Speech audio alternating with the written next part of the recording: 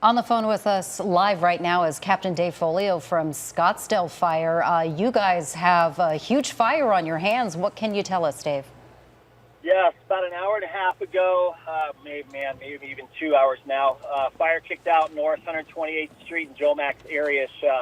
It's gone north. Initially it was 5 acres. We've actually have 3 brush trucks up today that were able to get on this fairly quickly and bump it around a bunch of homes. So it's since grown to 150 acres. We're dealing with some changing winds up in the area, and as you see, we've reached out to state land to get aircraft help. So we do have air operations on this. We've got 2 DCs that are assigned to this fire, and we're just working our tails off to try and not lose any structures right now. We're focusing on 136th Street and Dynamite, which is Rio Verde alignment, to get some of those horse properties evacuated. And we just went to a second alarm. Our command struck a second alarm. So this is a fairly big fire for us.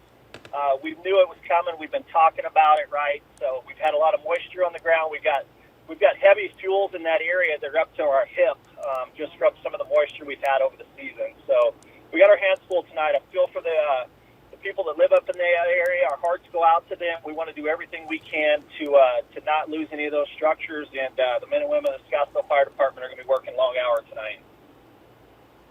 I understand that police and deputies are also working and trying to help evacuate. You've got families and businesses in the area as well? Absolutely. There's probably about 60 homes in that alignment that we're trying to currently, we've talked about the ready, set, go, and it's definitely a go in that area. We want them to evacuate. It seems like it's kind of moving away to the east away from our preserve. We want to protect that preserve and keep it out of that 1,000 species that we got in that preserve, and more importantly, just protect these structures that are out in front of this fire. So I'm currently en route up there. I'll be able to give you more of an update when I get there. But so far, no homes have been lost that I've heard of. And like I said, we've reached out to state land. They've got 2 aircraft on this and possibly sending more. We're just bumped up against. It's going to get dark here soon, so maybe give us another hour and a half and try and contain get some sort of containment on this fire. Dave, we've been watching live from our helicopter as the tankers swoop in and drop that red slurry or the red fire retardant, and it was a perfect shot right on top of a lot of the homes there on the western flank of the fire. But you mentioned a number of brush trucks on the ground where crews were, you said, able to just divert the flames kind of at the last second away from different homes. So you've got a number of crews there on the ground in the heat tonight. Yeah, and this is we've been preaching this for about a month now, asking people to do defensible space around their homes. So if you're watching this fire, and, we've still got quite a season ahead of us. So, do it 15 to 30-foot defensible space around your home. We're not asking you to clear out all your trees. Just cut them up 5 to 6 feet off the ground. Eliminate the ladder fuels that are going up next to your structure into the attic. Just give us a chance. Like I said, it's called bump and run is what we do. So we try and get ahead of it. We'll assign an engine company that particular structure. They'll go in and do their 15-foot clearance, and then maybe, bump the fire around and just move up to the next one. So it's certain hose loads we use to load really quick back on our truck, along with just trying to, we've done some fuel mitigation projects up in that area too, where we've thinned out a lot of the brush along the roadways. Our last 5 starts have been started by construction companies cutting rebar up in that area, actually. So we're hoping that that's not the case. We don't have a cause on this yet. Right now, our main focus is just trying to protect all these structures in North Scottsdale and do everything we can to limit the destruction that takes place from this fire that started today. You're saying the last 5 starts of fires this season have been from construction crews cutting rebar? The last 5 that I know of have been crews cutting rebar. They haven't gotten this. Luckily, the construction company had a hose line on the ground, or this last one that we had a week ago, our brush truck was out roaming the area and saw smoke in the area and actually responded and kept it within 1 acre.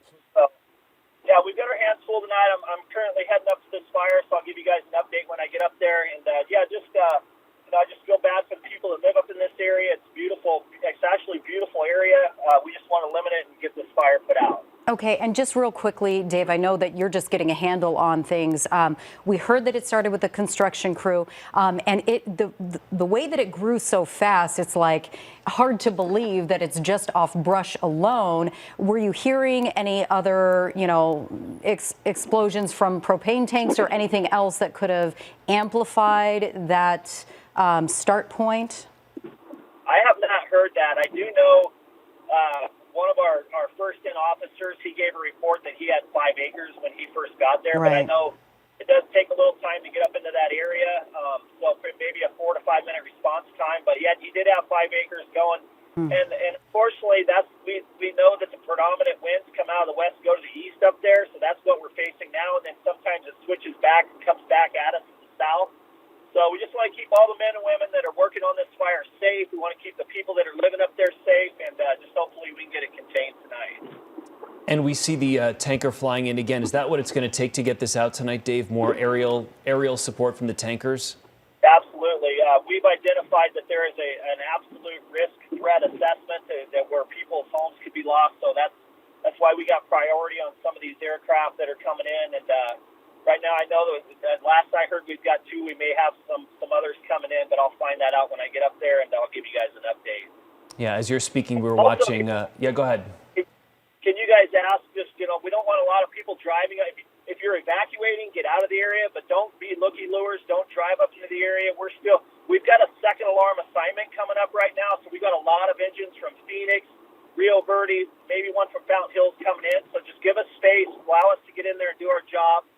And then also, I'm sure your guys' helicopters are in contact in case we bring in more aircraft and need that airspace. So I'll give you guys a call back here shortly, and I'll give you an update. Dave, real quickly before you go, just out of curiosity, how long does it take between the DC-10 making a drop and then going back to fill up and then coming back and making a second drop? Is that fairly quick, or does that take a while? Yeah, so usually it's 15 to 20 minutes, okay. But I'm not sure where these aircraft were based out of. I'll find that out for you and then update you when I get that. Captain Dave Folio with the Scottsdale Fire Department, thank you so much for that information. The latest on the fire burning tonight in North Scottsdale. The Diamond Fire at this point forcing evacuations of at least 60 homes, and fire crews are doing their very best to protect these homes. There are a lot of horse ranches in the area. We've been covering this live for the last coming up on an hour now when a construction crew first called out. The cause of this fire remains under investigation very early on here, but it started apparently with a construction crew, and then it has grown so fast. Now it looks like the northern end of the fire is starting to hit that other development, so we're keeping an eye on that as well. Yeah, and you could see folks there on the ground, perhaps in their vehicles, heeding those evacuation orders. We've been talking about the number of horse properties in this area that will need to evacuate as well. Captain Folio wasn't aware of any homes which have burned. We've seen a number of tankers fly through, dropping that red retardant right directly on the homes. And we're hoping that'll be enough to keep the flames away. We're going to bring in Scene for a check of the weather conditions and more information.